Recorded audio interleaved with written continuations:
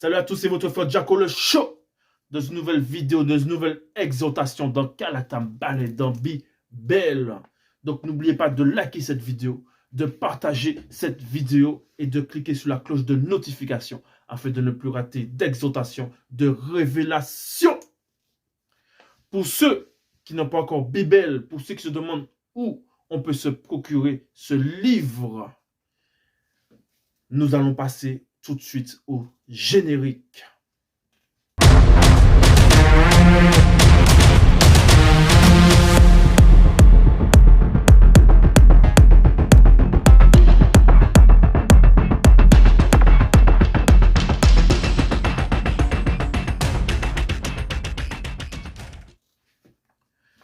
Donc nous revoici dans Kalatambal et dans Bibel. Nous allons aller sans plus tarder dans le livre de Lakisabeh au chapitre 1, verset 45. Donc page 799. Donc Lakisabeh chapitre 1, verset 45. En ce moment, vous voyez, il y a une polémique. Il y a une polémique autour du chanteur qu'on appelle Gims. Donc, dans une interview, il a fait mention un peu du passé, en tout cas de ce qu'il a pu entendre ou de ce qu'il connaît. Il a fait mention que autrefois dans l'Afrique, il y avait déjà de l'électricité. Or, lui, il a dit dernièrement, mais Zulu Lassan nous a révélé cela il y a très très longtemps. Et tout cela, tous ces récits, tous ces contextes historiques sont expliqués dans Kalatambal, dans Bibel. Dans Bibel, vous pouvez constater qu'effectivement, dans l'Afrique ancestrale, il y avait bel et bien la technologie qu'on ne peut retrouver actuellement. Parce que nous vivons des temps de décadence, nous vivons des temps... c'est pas comparable à ce que les Noirs de l'Afrique ancestrale ont connu. Et même les Blancs et les Sans-Mêlés qui vivaient à cette époque étaient même subjugués par la technologie que les Noirs avaient. La preuve, jusqu'à maintenant, les pyramides, ils se demandent, mais comment les Noirs ont pu construire de telles œuvres? Or, les pyramides qu'on trouve actuellement en Égypte, c'est juste, ça n'était même pas la cheville des constructions qui se faisaient à l'époque. Et aussi, il faut savoir qu'il n'y a pas qu'en Égypte qu'on retrouve ce genre d'œuvres, ce genre de construction. Vous pouvez aller au Bénin, vous pouvez aller au Soudan, vous pouvez aller dans chaque pays, même au Cameroun, vous pouvez retrouver des vestiges. Donc voilà, c'était un peu la parenthèse. Lakisabeh chapitre 1, verset 45. C'est vrai que beaucoup de gens, selon les Bibles classiques, les Bibles trafiquées, les Bibles du Moyen-Âge, qui ne donnent même pas de substance intellectuelle, on a l'impression que quand on lit la Bible, c'est comme si on lisait un livre de maternelle, quoi. C'est pour ça qu'il faut absolument commander Bible et lire. Alors, beaucoup de gens parlent de Jean. Son vrai nom, c'est Lakisabeh. Mais ils n'ont pas assez de sources, ils n'ont pas assez de références pour savoir qui était réellement Jean de son vrai nom, Lakisabeh. Lakisabeh est un personnage clé dans, on va dire, dans les récits bibliques. C'est un personnage qui a reçu des révélations. Même dans son ministère, il a œuvré avec amour, avec passion pour le verbe, avec zèle. Il avait autorité sur beaucoup de choses de par ce qu'il dégageait, de par sa soumission au verbe. Nous pouvons aller même dans Baby Sedi. Dans Baby Sedi, vous pouvez voir à quel point il était vraiment à fond dans le verbe. On va dire ça comme ça. Il était vraiment à fond dans le verbe. Nous pouvons aller dans Baby Sedi au chapitre 1. Baby Sedi, chapitre 1. Donc Baby Sedi, pour ceux qui ne savent pas, c'est Révélation, Apocalypse. Écoutez ce qui est dit ici, avant de commencer. Jokisabeh, donc Baby Sedi, chapitre 1 au verset 3. Jokisabeh est le deuxième. Les ont fait comprendre par moi, virgule, là qui s'abat en m'envoyant un puissant veilleur. Point. Vous voyez à quel point il était puissant. Donc il a reçu la visite de veilleur et on lui a révélé des choses. C'est ce qui est écrit dans Baby Seti. Donc nous retournons maintenant dans l'Akisabé, chapitre 1 au verset 45. On commence ici par petits enfants, virgule, que personne ne vous séduise. Pourquoi aussi on a commencé par Baby Seti? C'est parce qu'on a fait mention aussi du deuxième. Donc l'Akisabé avait reçu la vision. L'Akisabé avait reçu la révélation sur le deuxième. Et c'est pour ça qu'il parle ici dans le verset 45. Petits enfants.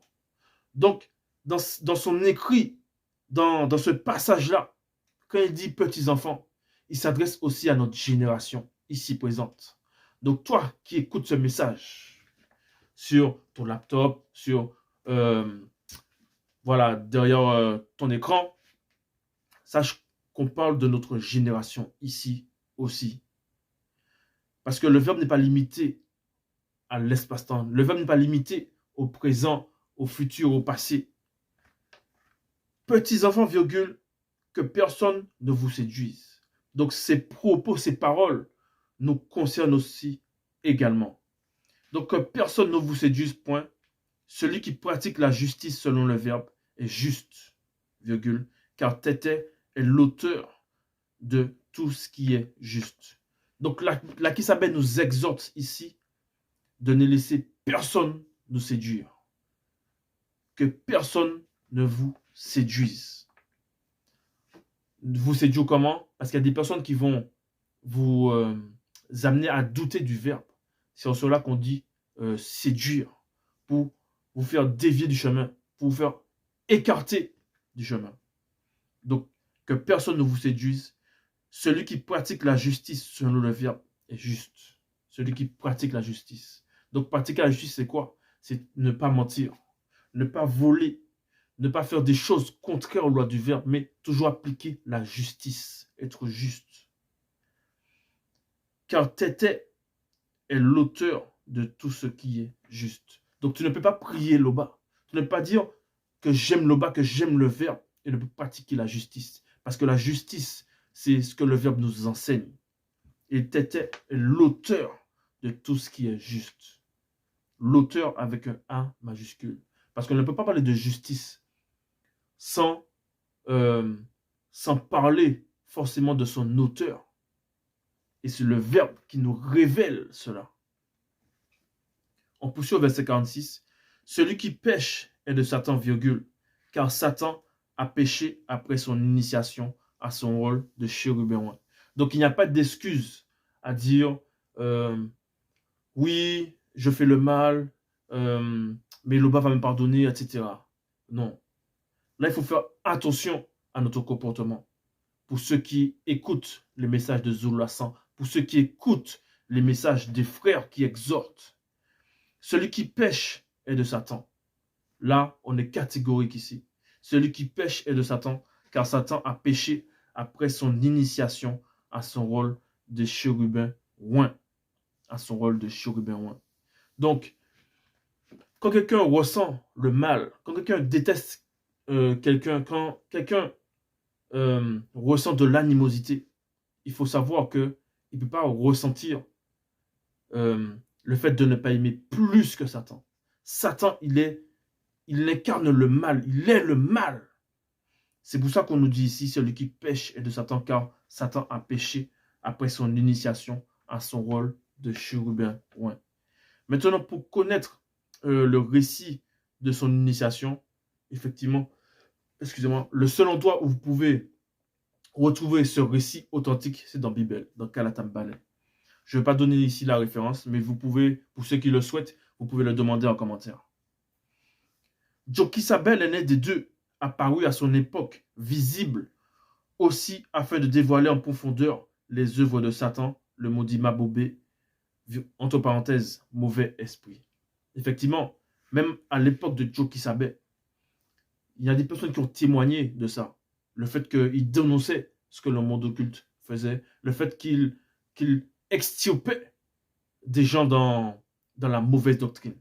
Et ça, vous pouvez voir un témoignage dans Koudoumane Moula, au chapitre 22, verset 3. Et tous lui rendaient témoignage.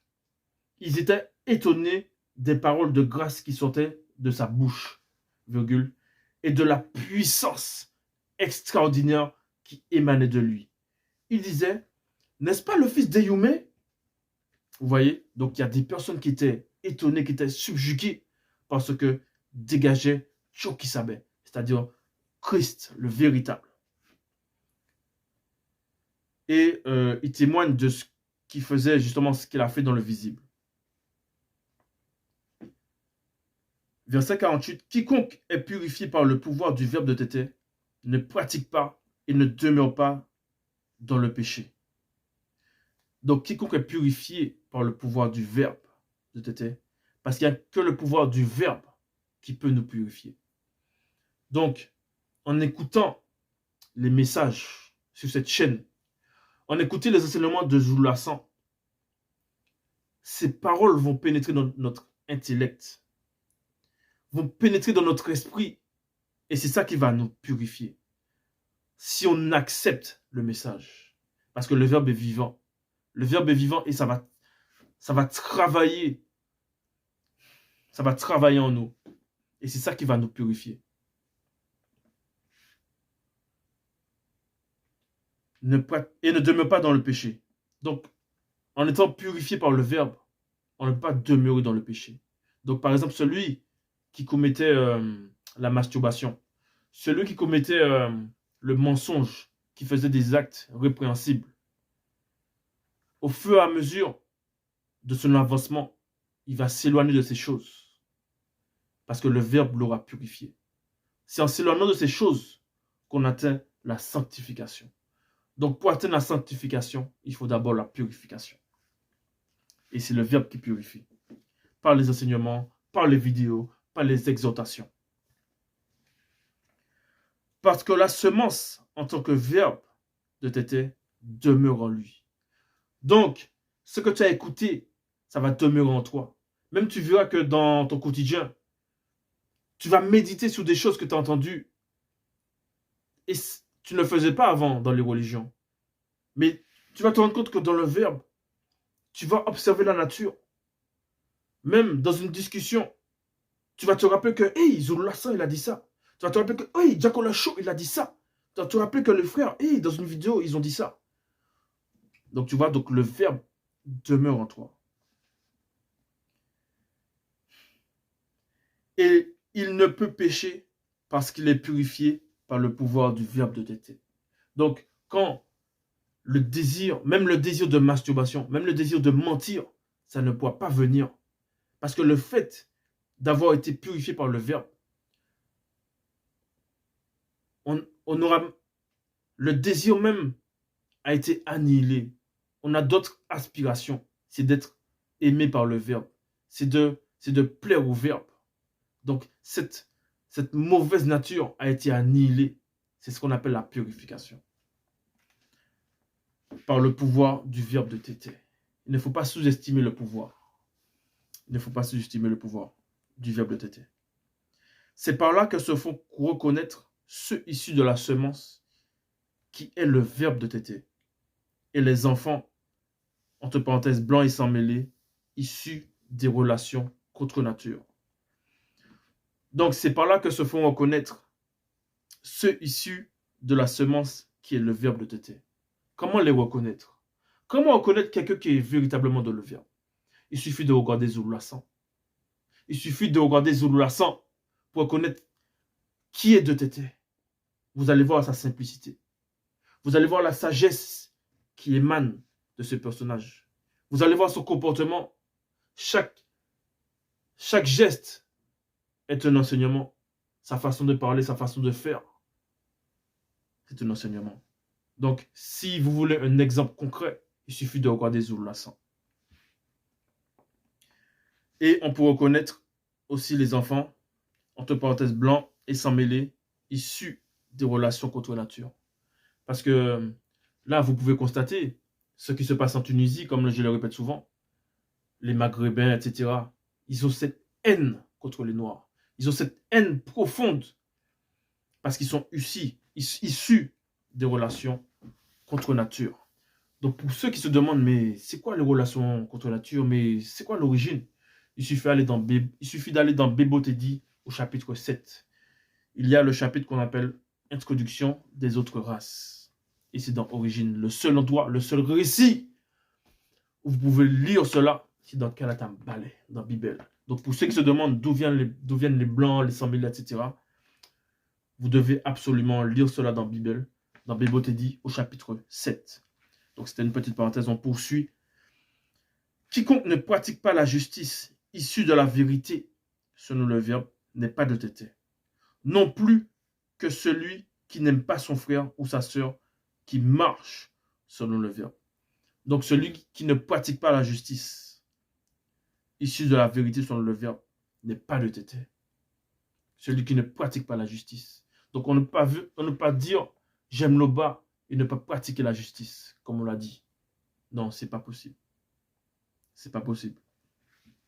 Et non plus celui qui n'aime pas son frère ou sa sœur qui marche selon le verbe. Donc tu vas avoir un frère, tu vas avoir une sœur, tu vas commencer à avoir de la jalousie pour cette sœur, pour cette personne, pour ce frère.